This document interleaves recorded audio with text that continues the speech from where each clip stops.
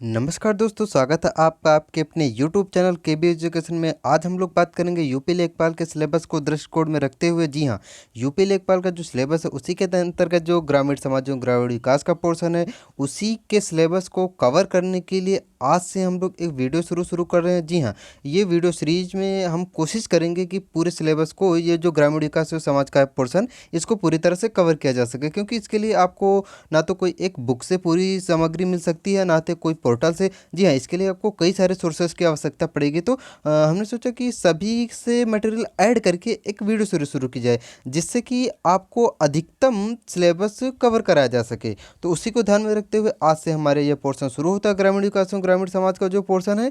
और इसके लिए आपको कंटिन्यू डेली आपको 1 से 2 वीडियो डेली मिलेंगे। मुझे उम्मीद है कि इससे आपको काफ़ी लाभ मिलेगा लेखपाल की परीक्षा में। तो देर ना करते हुए शुरू करते आज का जो हमारा पहला क्वेश्चन है। जी हाँ, वो पहला क्वेश्चन है, ग्रामीण विकास हेतु केंद्र से आवंटित की जाने वाली धनराशि सीधे ग्राम प्रधानों के नाम से संचालित खातों में हस्तांतरित किए जाने की व्यवस्था सर्वप्रथम किस कार्यक्रम में शुरू की गई थी। जी हाँ, यानी कि जो ग्राम प्रधानों के खाते में सीधे पैसा आता है, तो वो कब शुरू किया गया था, किस योजना के अंतर्गत शुरू किया गया था। तो जो आपको अगर याद होगा, जो जवाहर रोजगार योजना आई थी, तो उसी के अंतर्गत जो ग्राम प्रधान होते हैं उनके खाते में सीधे पैसे का हस्तांतरण होता है। दूसरा क्वेश्चन है कि पर्यावरण सुरक्षा अधिनियम कब बना था। तो पर्यावरण सुरक्षा अधिनियम की अगर हम बात करें तो पर्यावरण सुरक्षा अधिनियम 1986। जी हाँ, पर्यावरण सुरक्षा अधिनियम 1986 में आया था, और पर्यावरण संरक्षण अधिनियम 1972 में आया था। ठीक, तो ये दोनों अधिनियम बहुत ही इंपॉर्टेंट है। अगला क्वेश्चन है कि गांव में, तीसरा है, गांव में जल प्रदूषण का कौन सा स्रोत नहीं है। तो अगर गांव में जल प्रदूषण की बात की जाए तो भूमि कटाव से, जी हाँ, होता है बिल्कुल, क्योंकि कृषि में उर्वरकों का प्रयोग होता है, उससे भूमि प्रदूषण होता है। दूसरा ऑप्शन है लाउड स्पीकर के द्वारा ध्वनि से। जी हाँ, तो लाउड स्पीकर के द्वारा जो ध्वनि होती है उससे आप सभी लोग जानते हैं, क्योंकि ध्वनि प्रदूषण होता है, इससे मृदा प्रदूषण नहीं होता, यानी आपका बीज राइट।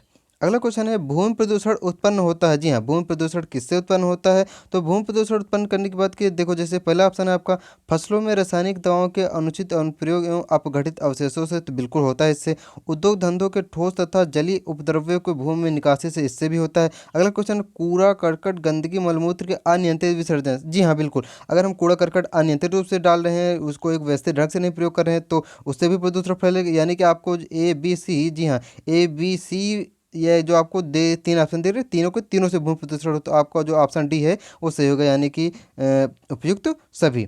अगला क्वेश्चन है, राष्ट्रीय एकता समिति का गठन कब हुआ था। जी हाँ, जो यूपी लेखपाल का जो ये सिलेबस है ग्रामीण एवं समाज का, ऐसे क्वेश्चन उसमें आपको देखने को मिलेंगे। आप अगर प्रीवियस ईयर का क्वेश्चन पेपर उठा के देखेंगे तो ऐसे ही क्वेश्चन वहाँ पे आपको देखने को मिलेंगे।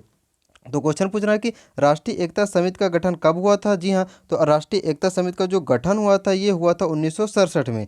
अगला क्वेश्चन है कि निम्नलिखित में से कौन सा कार्यक्रम भारत में हरित क्रांति कार्यक्रम का आधार बना था। तो अगर इसकी बात की जाए तो जो सघन कृषि जनपद कार्यक्रम है, अगर दूसरा ऑप्शन है सघन कृषि क्षेत्र कार्यक्रम है, तीसरा ऑप्शन सीमांत कृषक एवं भूमिहीन कृषि श्रमिक कार्यक्रम। तो जो आपका दिख रहा है ये हरित क्रांति कार्यक्रम का आधार जो बना था वो सघन कृषि जनपद कार्यक्रम के अंतर्गत इस योजना को शुरू किया था। अगर आपने चैनल को सब्सक्राइब नहीं किया तो प्लीज़ चैनल को सब्सक्राइब कर लें।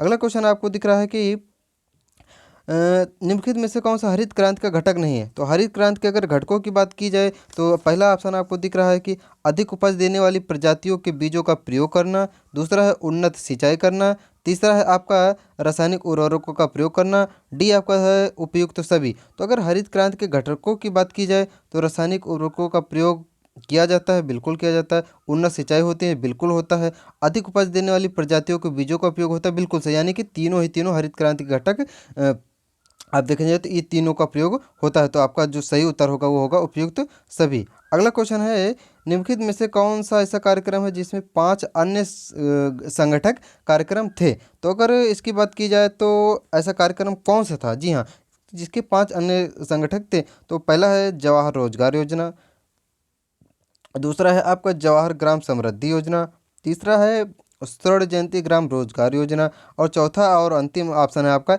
एकीकृत ग्राम एवं विकास योजना। तो आपका जो इसमें सही योजना ऑप्शन है ये आपका डी ऑप्शन, जो एकीकृत ग्राम में विकास योजना है, इसके 5 अन्य घटक कार्यक्रम थे। अगला क्वेश्चन आपका 9 नंबर है कि भारत में भूदान आंदोलन किसके द्वारा प्रारंभ किया गया था। तो भूदान आंदोलन हमको लगता है ये कई सारे परीक्षाओं में ये क्वेश्चन पूछा जा चुका है। तो भूदान आंदोलन आप हमको लगता है सभी लोग जानते होंगे कि आचार्य विनोबा भावे ने शुरू किया गया था। ठीक, आचार्य विनोबा भावे के द्वारा ये भूदान आंदोलन शुरू किया गया। कई सारे आंदोलन से ऐसे जो बहुत प्रसिद्ध है, ठीक, जैसे चिपको आंदोलन, सुंदरबा बूढ़ा कि इस अगर ये जो चिपको आंदोलन है इसको लेकर काफ़ी कन्फ्यूज आप लोग लगभग 90% लोग जानते होंगे सुंदरलाल बहुगुणा, जी हाँ, लेकिन सुंदरलाल बहुगुणा ने इनमें इसके विकास में अग्रणी भूमिका निभाई थी, बट वो उसके प्रणेता नहीं थे। किसी दिन आपको हम केवल आंदोलन का एक वीडियो बनाएंगे, उसमें आप सभी जितने भी आंदोलन अभी तक हुए हैं उनके विषय में आपको जानकारी देंगे। अगला क्वेश्चन है कि गांव में रसोई घरों में प्रयुक्त परंपरागत चूल्हे में ईंधन से उत्पन्न ऊष्मा का लगभग बेकार हो चला जाता है। यानी कि जो गांव में रसोई घरों यानी जो लकड़ी के चूल्हे या फिर कोयले इनसे जो भोजन पकाया जाता था या फिर पकाया जाता है अभी भी, तो उनमें कितनी ऊष्मा आपको यूज करने के लिए मिलती थी और कितनी बेकार चली जाती थी। तो ऑप्शन पूछा गया कि बेकार चली जाती थी। तो अगर जो लकड़ी के चूल्हे जो गाँव में बनते थे परंपरागत रूप से, उसमें देखा जाता था कि 70%, जी हाँ, लगभग 70% ऊर्जा ऊष्मा बेकार चली जाती थी। केवल 30% ऊष्मा का हम उचित प्रयोग कर पाते थे। अगला क्वेश्चन है कि गांव में वायु की दुर्गंध को समाप्त करने के लिए दिशा जंगल मानव यानी कि जो दिशा जंगल है इसके अंतर्गत क्या कहते हैं, तो मानव मल यानी कि विष्ट त्यागने हेतु क्या करना चाहिए। तो आप पहला ऑप्शन है गांव से दूर जाना चाहिए। तीसरा है महात्मा गांधी के अनुसार पखाना फिरने के लिए गड्ढा खोदना चाहिए और बाद में उसे ढक देना चाहिए। और आपका जो सी नंबर है कि उपयुक्त दोनों। तो आप और डी आपका है जो इनमें से कोई नहीं। तो अगर इसका जो सबसे उपयुक्त आंसर आप देखेंगे तो जो ऑप्शन है, ऑप्शन के अकॉर्डिंग आपको जो दिखेगा वो ये उपयुक्त दोनों, यानी कि गांव से दूर पहली बात तो होना चाहिए। उसके बाद अगर गड्ढे खोद के कहीं पर किया जाए और उसको ढक दिया जाए, इससे भी प्रदूषण कम होगा। ये ऐसा ऑप्शन के अकॉर्डिंग ये सही हो सकता है। अगला क्वेश्चन है गांव के कुओं का पानी मनुष्य के क्रियाकलापों से ही दूषित होता है। जी हाँ, बिल्कुल है। गांव के जो कुआं कलाप होते, जो तालाब होते थे, कुआं होते थे, इनका जो प्रदूषण का मुख्य कारण ये हमारी मानव गतिविधियाँ ही हुई है। नहीं तो इनका विनाश इतनी जल्दी संभव नहीं था जितना आजकल हो रहा है, क्योंकि इनका दोहन हो रहा और इनका सृजन कोई कर नहीं रहा, क्योंकि आजकल जो टेक्नोलॉजी का ज़माना कहते हैं ना, विज्ञान चमत्कार है तो विनाश का भी कारण है। तो अगर इसका जो सही आंसर दिख रहा है कि जो कुआं पानी होते हैं, कुआं पानी ठीक, तो इनके विनाश का कारण जब भी या क्या हो सकते हैं, तो उसमें अगर आपको सही ऑप्शन दे, पहला है कुओं में यदा कदा लाल दवा पोटेशियम परमैंगनेट। जी हाँ, लाल दवा, जिस ये क्वेश्चन में पूछा गया है कि लाल दवा का रासायनिक नाम या फिर वैज्ञानिक नाम क्या होता है, पोटेशियम परमैंगनेट होता है। अगला ऑप्शन होता है कि कुओं में गंदी बाल्टी न डालें, बिल्कुल। अगला है कि गांव के पनघट के चारों तरफ गंदा नहीं होने दें। तो जो सभी ऑप्शन आपको दिख रहे हैं ए बी सी, हमको लगता है आप सभी लोग समझ गए होंगे कि इसमें सभी ऑप्शन, जी हाँ, साफ सफाई होनी चाहिए, गंदी बाल्टी न डाले कुओं में, और जो पोटेशियम परमैंगनेट की दवा होती है इसका प्रयोग करना चाहिए ताकि कुएं का पानी सुरक्षित बना रहे। अगर आपने अभी तक मेरे चैनल को सब्सक्राइब नहीं किया तो प्लीज़ चैनल को सब्सक्राइब करें और वीडियो को अधिक से अधिक शेयर करें ताकि अन्य भाई लोग भी आपका आपकी मदद से ये वीडियो देख सके और अपनी तैयारी को एक अच्छा रूप दे सकें। अगला क्वेश्चन है कि राष्ट्रीय ग्रामीण रोजगार गारंटी योजना 2005 में कौन से कार्यक्रम का विलय कर दिया गया था। जी हाँ, 2005 में जो राष्ट्रीय रोजगार गारंटी योजना आई थी उसमें कुछ योजनाओं का उसमें विलय कर दिया गया था। तो अगर इसको आप ध्यान से देखेंगे, सॉरी एक मिनट, जी हाँ, तो इस योजना में जो काम के बदले अनाज योजना थी और संपूर्ण ग्रामीण रोजगार, इन दोनों योजनाओं का विलय कर दिया गया था राष्ट्रीय ग्रामीण रोजगार गारंटी योजना 2005 के तहत। अगला ऑप्शन है आपका क्वेश्चन है कि ग्रामीण पर्यावरण की सुरक्षा किसकी रोकथाम द्वारा की जा सकती है। तो अगर ग्रामीण पर्यावरण की सुरक्षा की बात की जाए तो इसके लिए अगर हम जान सकते वायु प्रदूषण की रोकथाम करेंगे तब भी रुकेगा, अगर जल प्रदूषण की रोकथाम करेंगे तब भी रुकेगा, और मृदा प्रदूषण की रोकथाम करेंगे तब भी रुकेगा। यानी कि आपका जो तीन ऑप्शन है ए बी सी, ये तीनों को तीनों से यानी उपयुक्त तो सभी ये ऑप्शन से। अगला क्वेश्चन है आपका कि ग्रामीण पर्यावरण में वायु प्रदूषण होता है सॉरी। अगला क्वेश्चन है कि ग्रामीण पर्यावरण में वायु प्रदूषण होता है, तो वायु प्रदूषण के कारण क्या हो सकते हैं। तो जैसे पहला ऑप्शन दे घरेलू चूल्हों तथा धूम्रपान द्वारा उत्पादित धुआं, तो बिल्कुल हो सकता है इससे ग्रामीण पर्यावरण में प्रदूषण। अगला क्वेश्चन है परिवहन मोटर गाड़ियों से उत्पन्न धुएं से, इससे भी होता है। उद्योग धंधों में भट्ठों की चिमनियों से निकलने वाले धुएं एवं गैसीय पदार्थों से, यानी कि तीन के तीनों ही वायु प्रदूषण के कारण हैं, तो उपयुक्त में से आपका जो डी विकल्प है उपयुक्त सभी, ये सभी के सभी सही हैं। अगला क्वेश्चन आपका कि धात्री माता के 850 मिलीलीटर दूध में कितने मिलीग्राम कैल्शियम की प्राप्ति होती है। जी हाँ, जो ये ग्रामीण विकास और समाज का पोर्शन है, इसके अंदर आपको विज्ञान के भी क्वेश्चन मिलेंगे, पर्यावरण के भी क्वेश्चन मिलेंगे और संविधान के कुछ पहलू यानी कि जैसे समाज विकास से संबंधित जितने हैं, ग्रामीण परिवेश से, इनसे रिलेटेड मिलेंगे। तो ये बहुत सारे पहलुओं का एक तरफ से समागम है जो ये पोर्शन आपका लेखपाल में दिया गया है, क्योंकि ये लेखपाल के सिवा अन्य सभी परीक्षाओं में बहुत ही कम मिलता है। कृषि के भी क्वेश्चन इसमें आपको मिलते हैं, इसलिए आपको बहुत ही ध्यानपूर्वक रख के इसको तैयारी में लाना है, नहीं तो आप पीछे जा सकते हैं। क्योंकि आप सिलेबस में हिंदी सभी करेंगे, जी सभी करेंगे, मैथ सभी करेंगे, लेकिन जो ग्रामीण विकास का पोर्शन है इसमें लोग फंस सकते हैं अगर आपने सही रणनीति और सही तरीके से तैयारी नहीं की तो जो आपका जो इसमें सही ऑप्शन होगा, यानी कि जो सही उत्तर होगा, ये जो 290 ग्राम, जी हाँ 850 मिलीग्राम दूध में जो होते हैं धाती माता का दूध, इसमें 290 मिलीग्राम कैल्शियम की मात्रा पाई जाती है। अगला क्वेश्चन है कि ग्रामीण क्षेत्रों में रोजगार की दृष्टि से खेती के बाद कौन सा महत्वपूर्ण उद्योग हो सकता है। तो अगर ग्रामीण क्षेत्रों में बात की जाए तो खेती के बाद जो सबसे प्रमुख उद्योग होता है, आप देखेंगे तो ये हथकरघा जी हाँ, उत्तर प्रदेश का एक तो सबसे बड़ी विशेषता है कि उत्तर प्रदेश का सबसे बड़ा उद्योग भी ये हथकरघा है। और दूसरी बात है, कृषि के बाद जो सबसे बड़ा उद्योग देखा जाता है वो यही आता है, कौन सा, हथकरघा।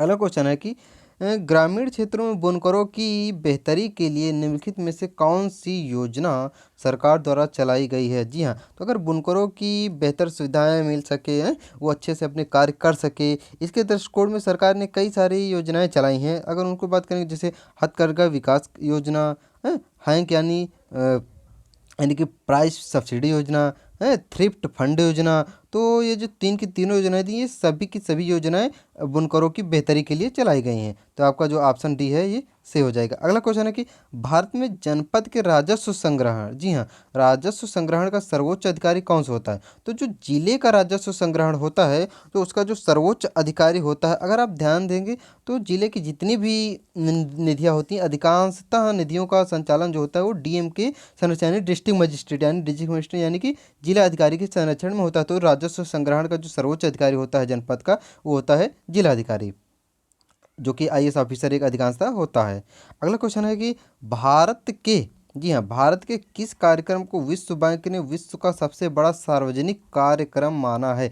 तो जो भारत सरकार की बहुत सारी योजनाएं कंटिन्यू चला करती हैं ग्रामीण विकास के लिए, ताकि जो ग्रामीण क्षेत्र है उसके विकास में इतना ध्यान दिया जाए कि उस शहरी क्षेत्रों की तुलना में जो पीछे पड़ा हुआ भी, वो भी गाँव एक विकास की कड़ी में आगे है और अपनी भूमिका को दिखा सके। तो इसी को ध्यान में रखते हुए जो विश्व बैंक ने, अगर भारत सरकार की जो योजनाएं भेजने चलती है उन्हीं को कंटिन्यू उनके निरीक्षण में होती है, क्योंकि कभी कभी होता क्या, बहुत सारी योजनाएं होती हैं तो उनके लिए भारत सरकार विश्व बैंक से फिर अन्य विश्व संगठनों से सहायता भी लेता है, वित्तीय मदद भी लेता है। तो उसी के तहत जो विश्व बैंक थी, विश्व बैंक ने ये जो भारत की योजना एक चलाई गई थी, काम के बदले अनाज योजना, जी हाँ, काम के बदले जो अनाज योजना चलाई गई थी, विश्व बैंक ने इसको सबसे बड़ा सार्वजनिक क्षेत्र का कार्यक्रम योजना माना था। तो ठीक, ये तो हो गया क्वेश्चन। अगला क्वेश्चन जो आपका दिख रहा है कि निम्नलिखित में से कौन सा कार्यक्रम पहली पंचवर्षीय योजना में प्रारंभ किया गया था। तो पहली पंचवर्षीय योजना के अगर कार्यों की बात की जाए तो अधिक अन्न उपजाऊ, बिल्कुल ये कार्य था, क्योंकि उस टाइम पे जब हमारा देश आज़ाद हुआ था, पंचवर्षीय योजना लागू हुई थी, तो उस टाइम पे खाने की बहुत सारी दिक्कतें होती, तो उसके लिए अधिक अन्न उपजाऊ योजना जो उद्देश्य था ये भी था। दूसरा सामुदायिक विकास कार्यक्रम ये भी था, राष्ट्रीय प्रसार हेतु कार्यक्रम ये भी था। तो आपके जो तीनों सही हैं, तो इसका मतलब उपरोक्त सभी तीनों सही हो जाएंगे। जो आप सीरियल देख रहे होंगे, सीरियल कुछ पीडीएफ क्रिएट करने में गड़बड़ी हुई थी, इसकी वजह से पीडीएफ बाय सीरियल क्वेश्चन नहीं है, फिर भी आपको आंसर सही मिलेंगे। अगला क्वेश्चन है कि स्वास्थ्य निर्देशन सेवाओं का उद्देश्य है। स्वास्थ्य निर्देशन सेवाओं का जो उद्देश्य होता है, अगर उसकी बात की जाए तो जैसे उचित भाव विकास, जी हाँ, उचित भाव विकास, अच्छी आदत का विकास, चूँकि दोनों सही हैं तो इसका मतलब स्वास्थ्य निर्देशन सेवाओं का जो उद्देश्य होता है ये दोनों होता है। तो ऑप्शन सी आपका सही हो जाएगा।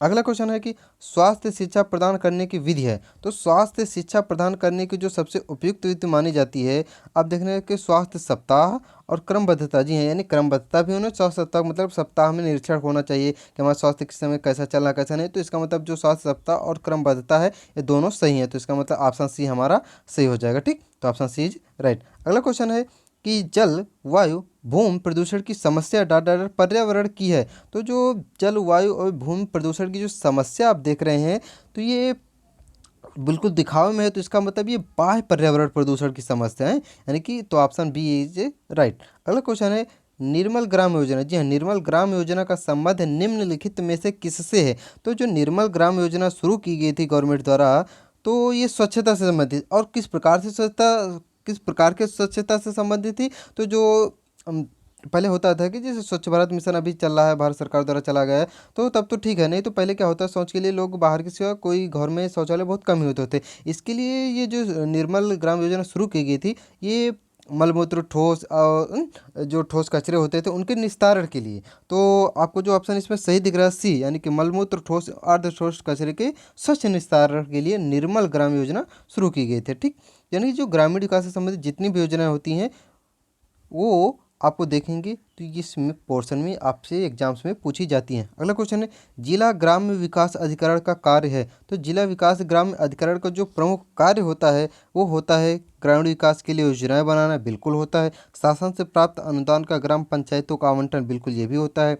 अगला है विकास परियोजनाओं का अनुमोदन। जी हाँ, यानी कि ग्रामीण विकास के लिए भी योजनाएं बनाता है, अनुदानों को भी पंचायतों को आवंटित करता है और विकास की परियोजनाओं को भी अनुमोदित करता है। तो जो आपका सही का उत्तर होगा वो होगा उपयुक्त सभी। अगला क्वेश्चन है देश में ग्रामीण विकास हेतु। जी हाँ, देश में ग्रामीण विकास हेतु प्रधानमंत्री ग्राम सड़क योजना, यानी कि PMGSY, जी हाँ, प्रधानमंत्री ग्राम सड़क योजना की शुरुआत कब हुई थी? तो प्रधानमंत्री ग्राम सड़क योजना की अगर शुरुआत की बात की जाए तो ये दिसंबर 2000 में शुरू की थी, यानी कि आपका जो ऑप्शन सी दिख रहा है सही होगा। दिसंबर 2000 में ये शुरू की गई थी, कौन सी? प्रधानमंत्री ग्राम सड़क योजना। अगला क्वेश्चन है कि वायु प्रदूषण से मानव को बीमारी पैदा होती है, यानी कि वायु प्रदूषण से कौन कौन से बहुत सारी बीमारियां होती है वायु प्रदूषण से। जितने भी वायु प्रदूषण, ध्वनि प्रदूषण, सभी प्रकार के प्रदूषण से कोई ना कोई बीमारी जरूर होती है। तो यहाँ पे आपसे पूछा जा रहा है कि वायु प्रदूषण से कौन सी बीमारी होती है? तो वायु प्रदूषण से अगर बात करें तो मलेरिया बिल्कुल नहीं होती, दमा ये भी नहीं होती, तपेदिक ये भी नहीं होती। तो जो दमा क्षय या तपेदिक रोग दोनों ही, जी हाँ, यानी कि जो आपका ये दमा और तपेदिक, टीबी, टीबी भी जो श्वास की समस्या होती है, ठीक, तो ये दोनों की दोनों इसी से होती, किससे? वायु प्रदूषण से होती है। ठीक, तो अगला क्वेश्चन है भारत सरकार द्वारा ग्रामीण क्षेत्रों में पेयजल आपूर्ति में तेजी लाने के लिए राजीव गांधी राष्ट्रीय पेयजल मिशन कार्यक्रम शुरू किया गया था। तो भारत सरकार द्वारा जो ग्रामीण क्षेत्र होते हैं, यानी कि वहाँ पे जो स्वच्छ जल की आपूर्ति बहुत कम ही होती है, लोग प्रदूषित जल पीने के लिए मजबूर होते हैं, तो उसके लिए राजीव गांधी राष्ट्रीय स्वच्छ पेयजल मिशन एक शुरू किया गया था। ये कब शुरू हुआ था? तो ये 1991। जी हाँ, जब देश में उदारीकरण का दौर शुरू हुआ था 1991 में, तो उसी टाइम पे राजीव गांधी राष्ट्रीय पेयजल मिशन शुरू किया गया था। तो आज हमने आपको लगभग जो बहुत अच्छे 30 क्वेश्चन थे उनको मैंने आपको सॉल्व कराया। ऐसे कंटिन्यू आपको डेली ये वीडियोज़ के माध्यम से आपको क्वेश्चन उपलब्ध रहेंगे। आप चैनल को अगर सब्सक्राइब नहीं किया तो प्लीज़ चैनल को सब्सक्राइब करें, वीडियो को लाइक करें, शेयर करें, ताकि अन्य भाई बहनों को भी इसका फ़ायदा मिल सके। तो फिर मिलते हैं अगले टॉपिक पे। धन्यवाद, जय हिंद।